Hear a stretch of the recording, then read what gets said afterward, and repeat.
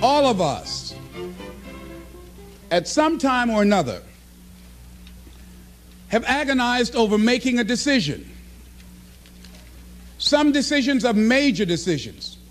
And also there are a lot of small decisions that we don't make, that they tax our minds, they drain our energy, they create a lot of anxiety and nervousness and mental torment because we don't take care of it. We decide not to decide, which is a decision. Deciding to decide, to act, is a major, major challenge for all of us at different points in different areas of our lives.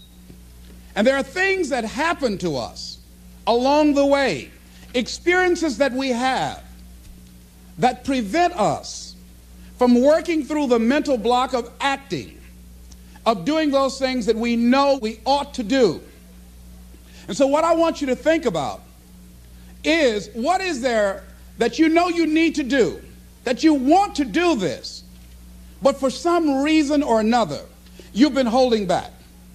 For some reason or another, you just have not been able to gather your nerves or be able to work through the procrastinating or putting it off or justifying or blaming. Some reason or another, you just haven't done it.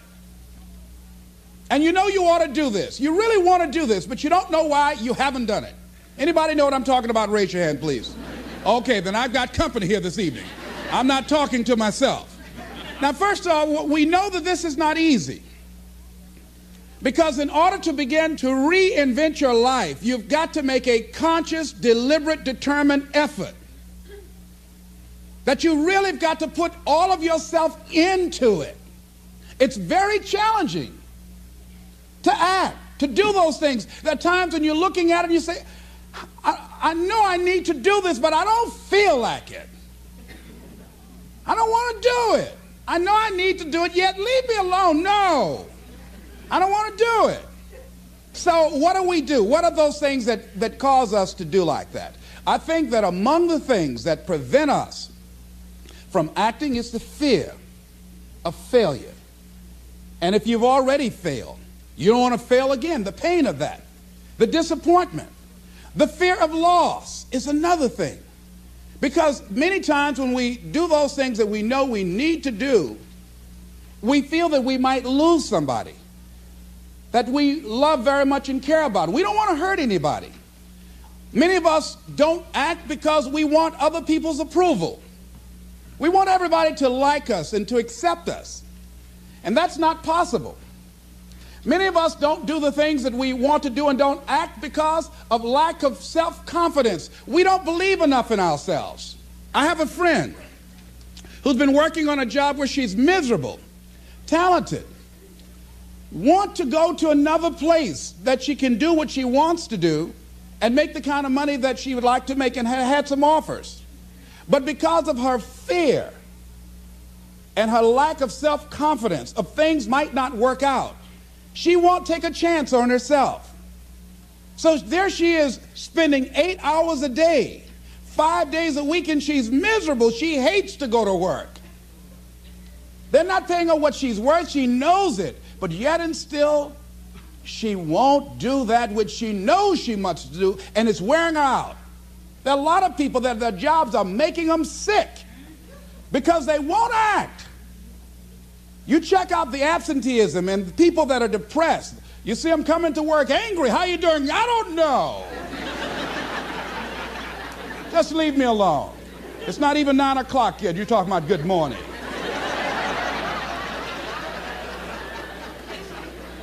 There are days you go to work, you want to just keep driving past the job. You don't want to stop because it's not in sync with who you are. But you haven't acted. Have another friend. This guy's brilliant. He's a business consultant. He helped a lot of people get their business started. And people come to him because they know he's knowledgeable. But this guy won't start his own business. Now, he's very smart. He can do it. Everybody believes in him except him. And he's so smart, he's talked himself out of it. Well, the numbers aren't right. And so there are many reasons why we don't act. There are other things, though, that affect us is that not wanting to take personal responsibility. We want somebody else to do it. And many times we pick up our inability to do certain things from people that we love, people that we admire. We identify with them, and we live in the context of their ideas, their opinions, and their life patterns. We buy into it unconsciously. My mother is a pack rat. She keeps everything. She doesn't throw anything away. And I have unconsciously picked that up. Now, my mother never said, let me show you how to keep everything, Les, and just clutter things. I unconsciously picked that up, many times unconsciously. We try to honor the people we love by being like them. By the same token, I realized something about myself when I had some major decisions to make, and I found myself acting like my mother. See, my mother's the kind of person that when she has a problem with one of the other foster children that she adopted, she won't confront them. She will call me. Les, why don't you tell Linda to move? She's lazy. She won't go to work. She runs the street all day, and then she comes home and wants to sleep all day, and I think she's doing drugs. I said, but Mama, why don't you tell Linda that?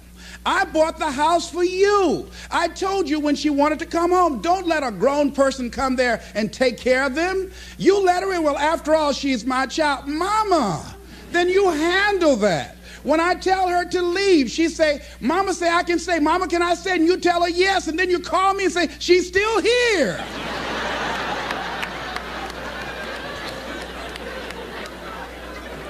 Why worry me with this?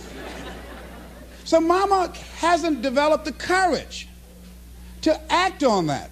Some people won't act until there's a crisis situation. When Linda started stealing from Mama and took her Social Security check to get some drugs, Mama got some courage to say, get out of here and don't ever come back. But she wouldn't do it until then. And see, we don't have to wait until a crisis situation.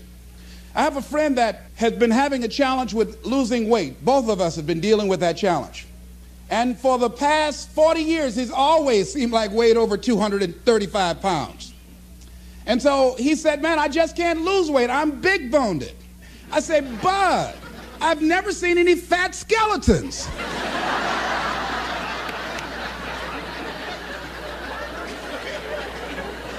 No, you need to act on your health. You can change this. You don't have to go to your grave fat. We're all digging early graves without teeth. We don't have to do this. They need to have a support group around M&M peanuts. You want a support group on something, and throw Snickers in there too. Bud and I can tell you about the help we need with that. So what happened with Bud, though, he became ill a few weeks ago. See, Bud in the last few weeks has lost more weight than he's ever lost, even when we were competing with each other, betting a lot of money. But what happened was, Bud became diabetic. He went into an insulin shock. He didn't know that he was diabetic. His blood sugar became high. And the doctor said to him, you are diabetic. You're going to have insulin shots every day. You're going to have to change your diet. And let me tell you what's going to happen if you don't do what we tell you to do. Number one, there's a possibility that you can become an amputee. Number two, you can go blind. Three, you can become impotent. Bud, say, help me.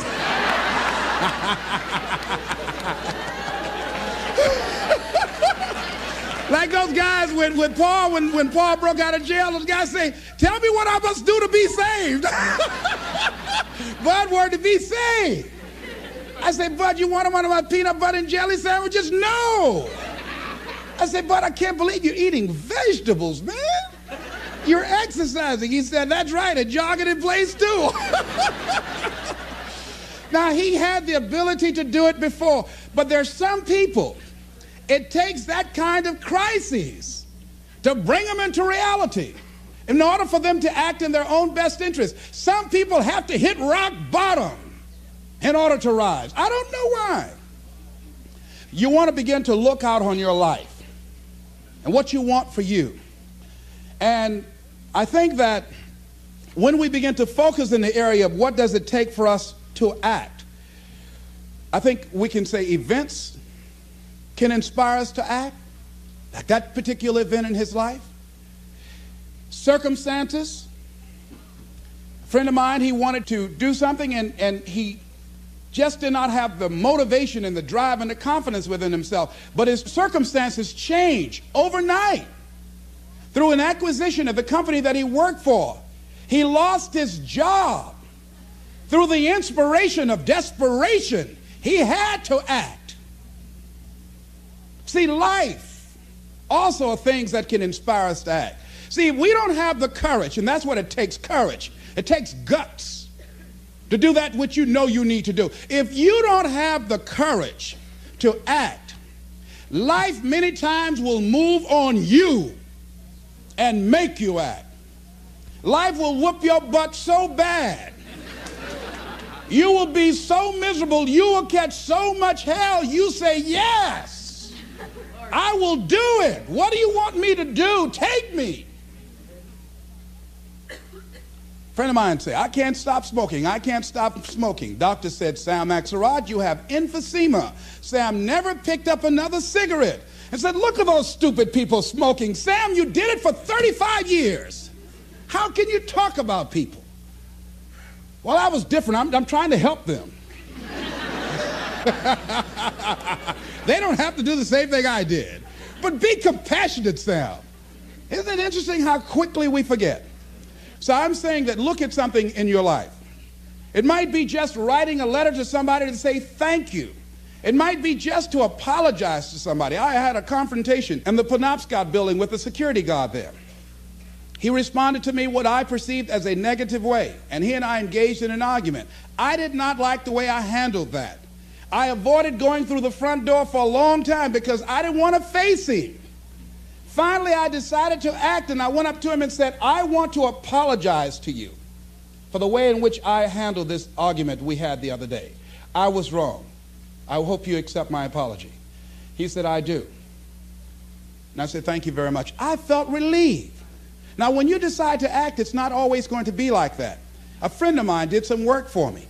It was below par, to say the least. I knew that this guy was capable of doing better work. I knew that he also had a fragile ego. So I was trying to think of what is the most sensitive way in which I can share this information with him.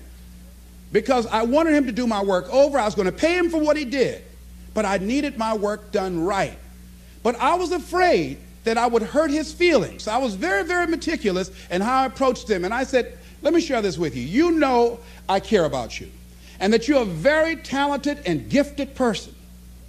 And you and I both know that what you have given me is not a true reflection of your talents and abilities. And I'm saying, let's go back in the studio and do this again. And he said to me, I'm going to forget you ever said that.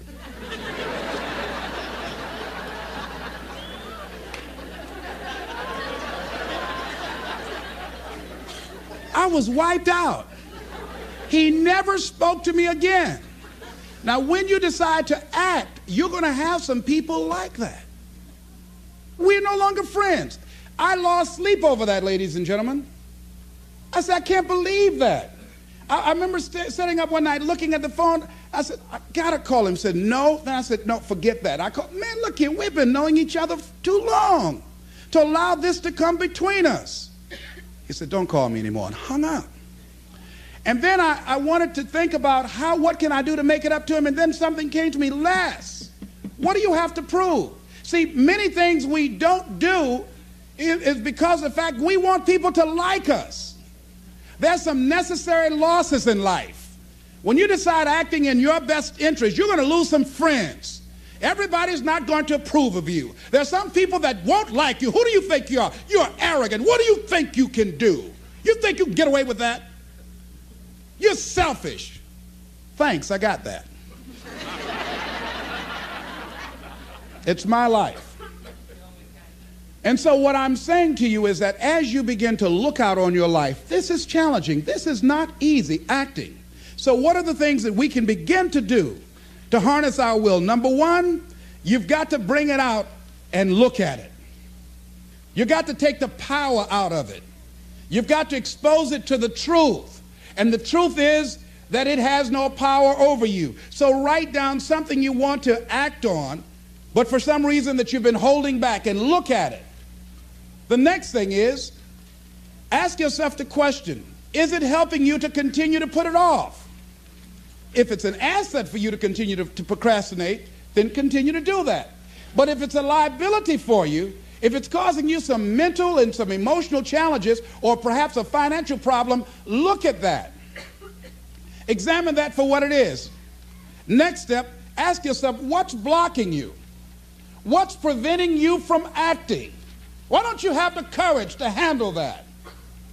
Why won't you face that? What are you running away from? What kind of avoidance behavior are you engaged in?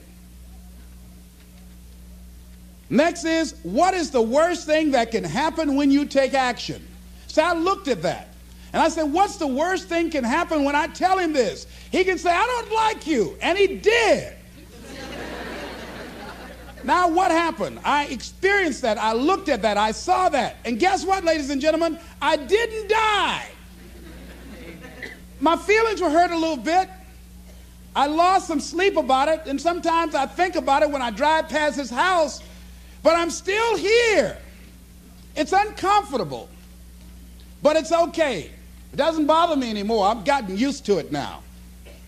So what is the worst thing that can happen? I want you to visualize that, experience that, feel the nervousness and the discomfort. And the more you run it in your mind, the less power that it will have. Next is, how will you feel after taking this action? I felt a sense of personal achievement when I faced somebody that has been my mentor for years. And for years, there was something I wanted to tell him. And I didn't have the courage to tell him because it was always, I was the student, he was the teacher. It was always, I looked up to him and admired him and held him in high esteem. And I was always grateful and thankful for the impact that he had on my life. And I loved him so much. I didn't have the courage to say to him, please stop drinking so much. You're an alcoholic. You need help. I didn't have the courage because I was afraid that he might not like me. I was afraid that he might be hurt and crushed, that we would no longer be friends. I didn't want to jeopardize what we had. I loved him a great deal, and I didn't know how this would affect our relationship. And I didn't even want him to know that I knew that he was an alcoholic. And so I was a coward. I was spineless.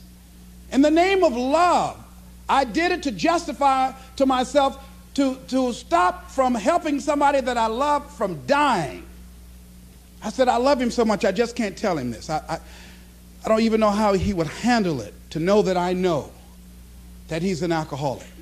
And finally, after years, I developed the courage to face my teacher, my mentor who has molded me, who looks at me now and wanted to do what I'm doing now and did not do it. Came at a different time, and it wasn't time for what he brought. And he's living through me. And I had to face this man who's been like a father to me and say, I got to tell you something. You've got a problem. I love you very much. Please stop drinking. You're killing yourself. It's not just social. You do it every day. You need help. And whatever I can do to support you in that, I will. But please stop. And he looked at me, and I had no idea how he was going to handle that. And first there was like, I dare you. And we just looked at each other. And then I reached out to embrace him. And we've never, ever embraced men, macho. Never hugged before. I hugged him, and he just stood there with his arms straight. He couldn't raise his arms to hug me back. And he was shocked. And after he got over the initial shock, when he could bring himself to speak, to maintain his composure, because he could never afford to let me, his student, see him vulnerable or admit that I was right. He said, I'll be seeing you. And I said, yes, sir. I said, tell your wife I'll be by the house to see you all before I leave. And when he walked away, at first I was very depressed about it. And I said, well, maybe it wasn't my place to do this. And you know, when you act, you're going to have some second thoughts. And then I said, no. I did what I felt. I did it because I feel very strongly about this. And fortunately, he called me back a few weeks later and left word with the answering service. Leslie Brown, I just want to say thank you. And hung up. That was a good feeling. When we look out on our lives, you ask the question, what are you going to do? Look at, as you think about this that you know you need to handle, what are you going to do? And then write down 3 strong reasons on why you know you must take action. And be explicit and descriptive in your reasons, because your reasons have power. Your reasons will drive you. When you have doubt, when your faith becomes weak, your reasons will fortify your faith. When you have an inner conversation, say, no, don't do that. Your reasons will become your rod and your staff to comfort you, to take you through those challenging moments. So write down your reasons. And what you will find, that when you decide to act, when you decide to take life on, and let me warn you, it can be painful, it will be uncomfortable, and that's where the growth is. When you're uncomfortable, when you're stretching out, when you're taking life by the collar, you're going to get thrown to the ground again and again and again. But when you have determination, and you know that what you're doing is right, it gives you your life, it gives a special meaning and power to you, you will have some power from on high. You will discover some things about yourself that will begin to electrify your personality. You'll begin to discover some things about you that you don't know you've got when you put yourself in that type of challenging situation. Repeat after me, please. I can go into action on anything in my life. Nothing is stopping me but me. No challenge in my life has any power over me. Here's something that Howard Thurman wrote on the decision to act.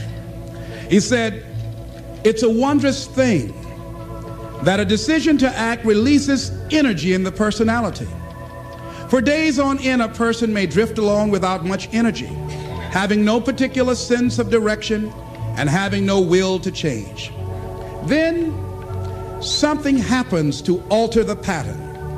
It may be something very simple and inconsequential in itself, but it stabs awake, it alarms, it disturbs. In a flash, one gets a vivid picture of oneself, and it passes. The result is decision, sharp, definitive decision. In the wake of the decision, yes, even as a part of the decision itself, energy is released. The act of decision sweeps all before it, and the life of the individual may be changed forever. When you decide to make decisions, to act, you begin to access power within you that will increase your self-esteem, that will increase and enhance your personal power, that puts you in charge of life. And life has a whole new meaning for you. There's a sense of personal freedom. Doesn't mean you're not going to have any struggles. Doesn't mean that you're not going to have any challenges. Doesn't mean that you're not going to suffer any defeats. No, doesn't mean that. But what it does mean, that you're putting yourself in the position to grow. You're putting yourself in line with your higher calling and your higher self. And that's what life is about.